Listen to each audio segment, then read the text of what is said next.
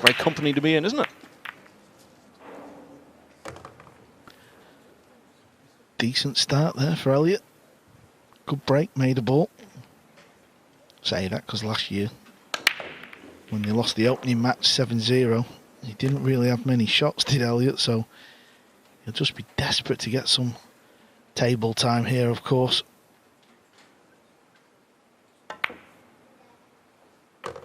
Good start there. Good bank shot. That reversal last year was Elliot Sanderson's only previous appearance in the World Cup.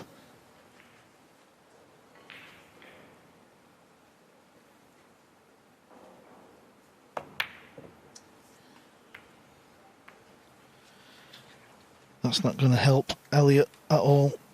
We've seen it over the years. We've seen it this afternoon.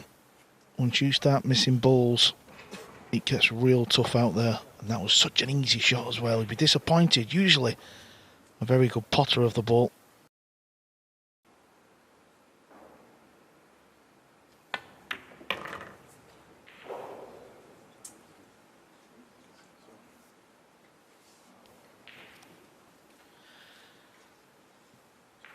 It's very different out there in the arena. That type of shot there. I know we reference the Mosconi Cup a lot, but the players who have played in numerous Mosconi Cups know how to handle this table. Always seems to catch the players out who've not had much table time on TV.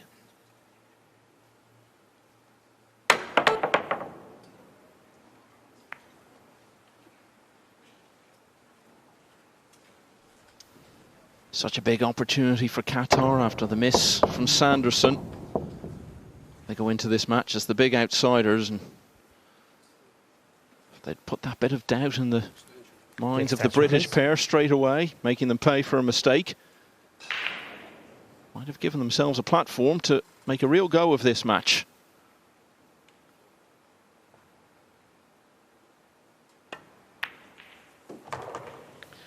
Yeah, Jason, it was a smart decision. He knew he was going to leave Elliott a little tester. It's either a thin cut in the middle or maybe a bank. He's got a better view than me.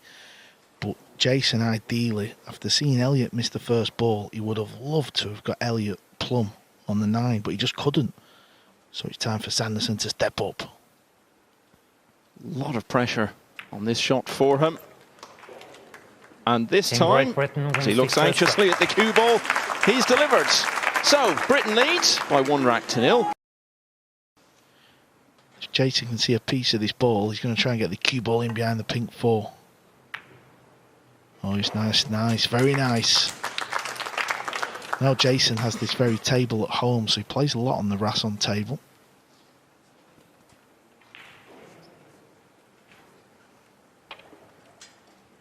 Is that in his house or in the pool room that he runs over in the States? I know he's got one in his house. I'm not sure if he's got one in the pool room, but he's definitely got one at home. And he needs to get this cue ball bouncing quick, because this is very close to the 4. Foul. Ball in net. Just give me a second on this one, please. Yeah, it looks a bit embarrassing for him, but as you alluded to there, Carl, anyone who's ever played the game knows how hard that shot is. Got to get it up so far, so quickly. Yeah, and in the end, I think it was a miscue, I believe. Yeah, it looked a bit skiddy off the jump cue.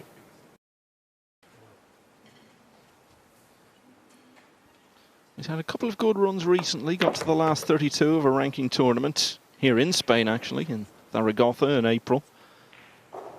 And then, in what's now become his adopted home, just last month got to the last 16 of the Scottish Open. Was actually beaten by Jason Shaw in winners qualifying, but then beat World Championship runner-up Mohamed Soufi in losers qualifying, and that took him into the last 16 where he was just a couple of racks away from victory, pushing Viktor Zielinski very hard.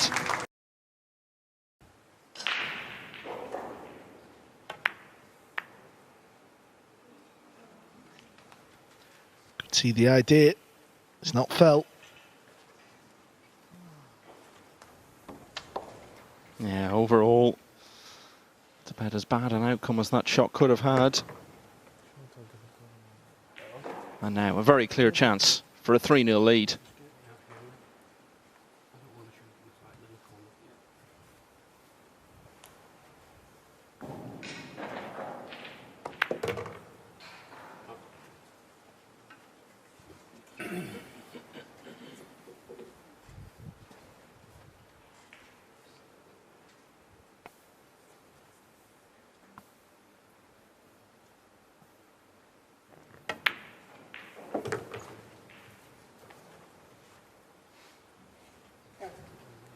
Yeah, mate. Goes.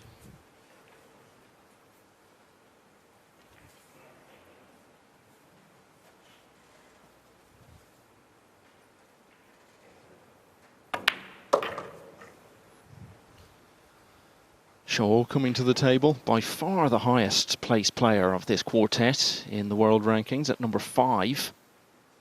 Sanderson is 84th. The two Qatar players both outside the top 100.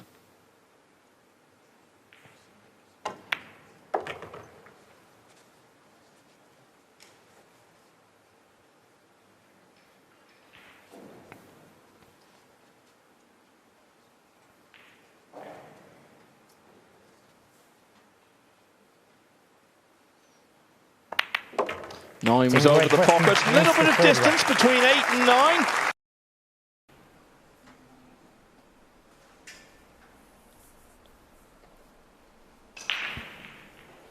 Playing low on the cue ball. A lot of players would maybe play a high ball here. Oh, he's missed it by a long way, Michael. A long, long way. Yeah, a very concerning sign from a Qatari point of view.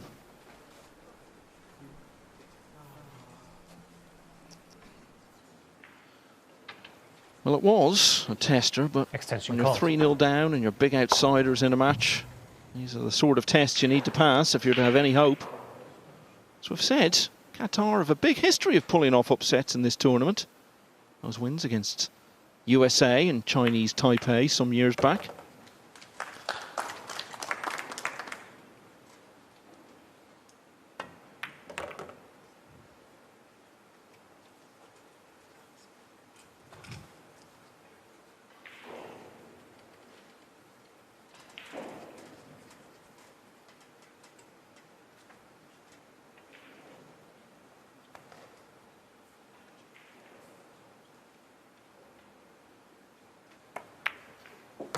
How much is Elliot Sanderson enjoying this now? Big moment for him last year, named to play in the World Cup for the first time, and just a massive anticlimax. Hardly got a look in. The team lost 9-0 to Great Britain B, as we were saying earlier, and I'm sure it's something that's been on his mind for the last 12 months. Jason Shaw said he's given him the chance to reverse the story this year. Maybe you should get into coaching. Psychology of the game.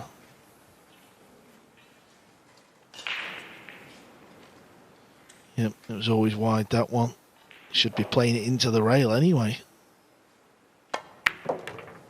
It's another prime example though, Michael.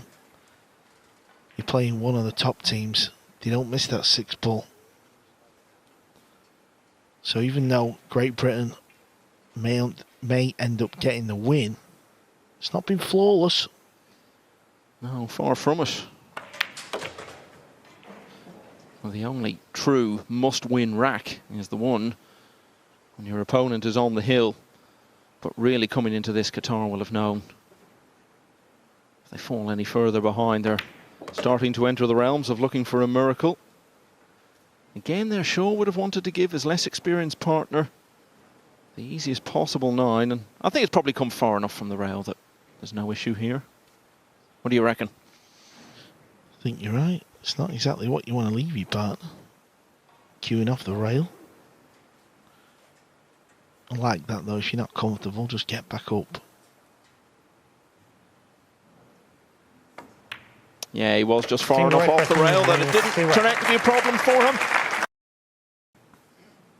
Kick and stick. Oh, nicely done, Elliot. Good shot.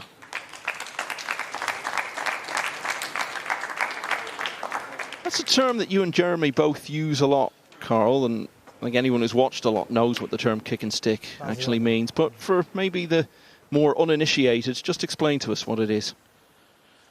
Yeah, it's when you're coming off a rail or two rails, whatever, and you're hitting the ball that you're on, and the cue ball just stops dead. So Elliott had to play that because of where the brown 7 ball was. I think it's actually a term they use in America. Foul stroke, illegal contact, ball in hand. 7-0 would not be something people would want to witness. Pot these 3 balls and it will be averted.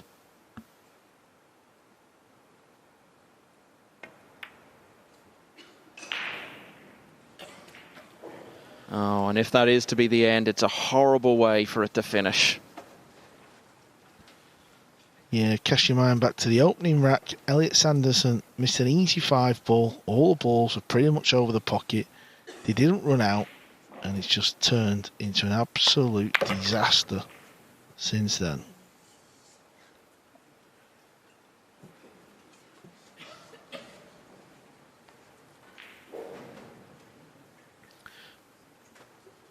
Just got to cue this. Play into the top left corner. Can't fail to be on the 9. You've won the match. You're in round 2. Extension called.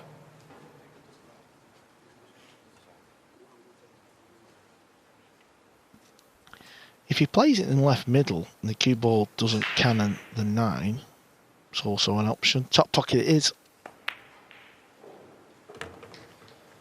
Job done now. This British pairing were the only team to go out of last year's World Cup without winning a single rack. But they have inflicted the same fate on Qatar here. We say goodbye to them. They're going to be disappointed with the way that match went. They had chances.